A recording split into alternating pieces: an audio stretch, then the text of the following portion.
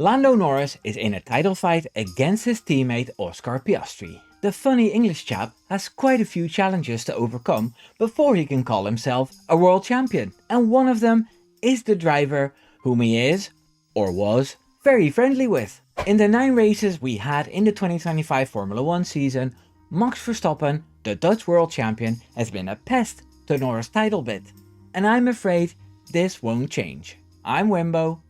Here's 3 seconds to leave a like.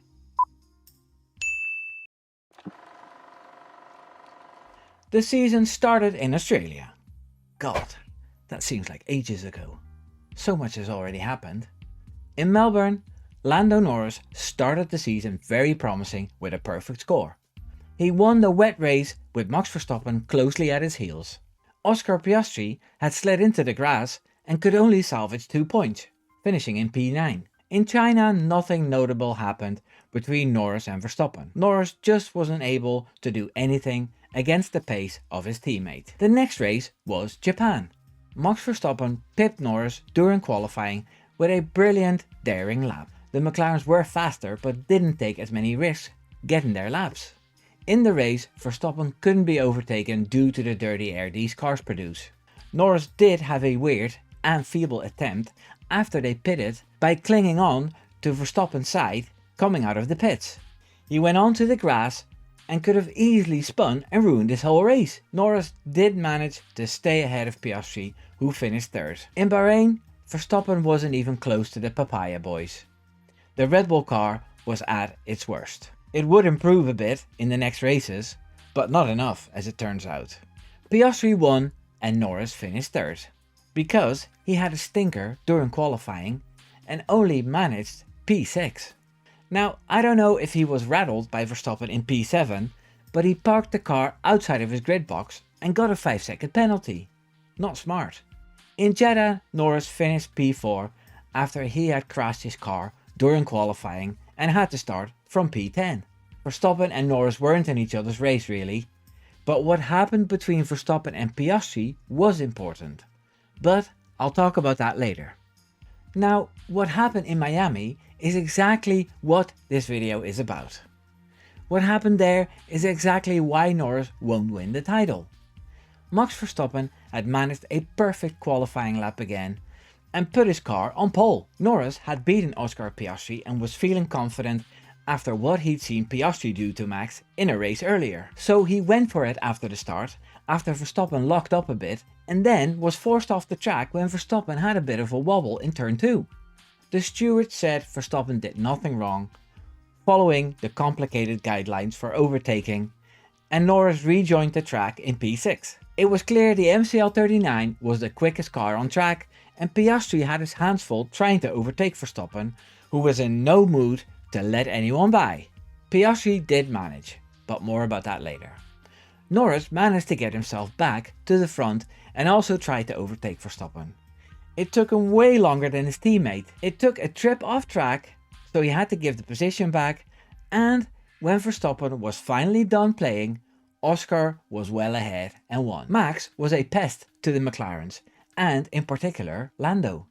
In Imola, Verstappen did a mighty overtake on Piastri, who underestimated Verstappen a little, and later lost out to Norris, who had a lucky safety car situation again. Still, it was Verstappen who took the win and the 25 points. That 7-point difference could make all the difference at the end of the season. In Monaco, Norris didn't set a foot wrong all weekend, and Piastri had a bad weekend, where he still managed to finish 3rd. Verstappen finished P4. And then the race in Spain, where Piastri took pole after Norris had made some tiny mistakes in his final quali lap. Verstappen in P3 overtook Norris after the start, and it took Norris a while to pass Verstappen with DRS. The gap Piastri pulled thanks to that saw him pretty safe from his teammate. This was another occasion where Verstappen meddled in the McLaren's title battle.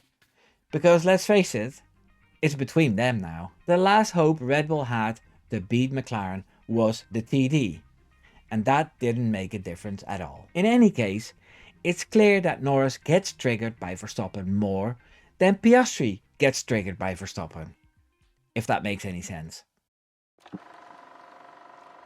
Where Oscar Piastri lost the qualifying battle to Norris 20-4 last season, he has been the stronger qualifying this season. It's 6-3 in favour of the Aussie. Despite his bad start in his home country, he's leading Norris by 10 points. It's due to his decisive racing. He managed to beat Verstappen at his own game in Jeddah by going for it and forcing the FIA's overtaking rules.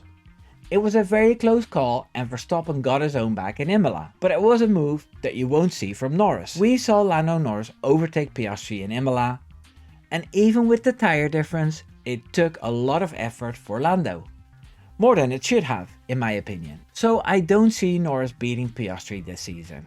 Sure, there will be races where Norris qualifies better, and then they'll not risk a battle with two evenly paced cars, but there will be more races where Verstappen will get in the middle of Oscar and Lando, and he'll be a buffer for Piastri. Not because Verstappen wants to, but just because he doesn't like to let anyone by easily.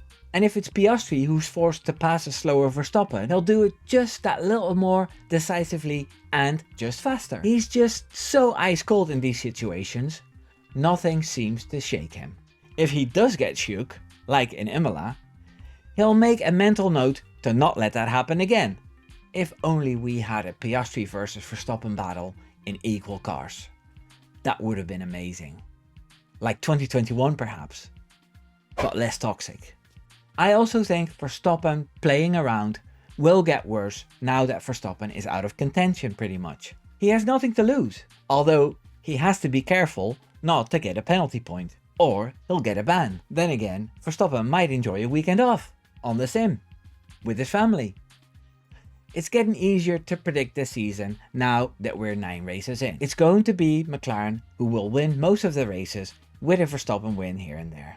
In a crazy race, Russell could win one for Mercedes and Charles Leclerc could win one for Ferrari. But that's it. I don't have any hope for a full-on papaya war like the Silver War at Mercedes years ago. This is their first proper title battle. They'll both think that they'll get another chance in the future if it doesn't happen this season.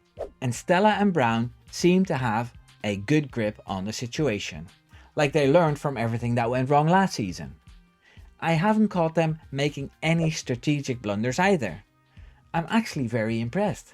So here's how it'll play out in my opinion. As long as Verstappen keeps out-qualifying and out-maneuvering Norris, Lando's stuck playing catch-up. Meanwhile, Piastri's laser-focused starts and overtakes are paving the way to his first title. Sorry Lando, 2025 looks like Oscar's year. Whenever Max Verstappen is in the way of the McLaren duo, Piastri will be more decisive in his MCL39 and won't lose too much time. This will give him an ever-growing lead over Norris, who will make more errors, and will have a new champion in Las Vegas. Write that down. So subscribe if you want to see more videos, live streams and podcasts. I also want to let you know that you can become a member to get early access to my videos and extra members only videos. Take care now. Doei doei.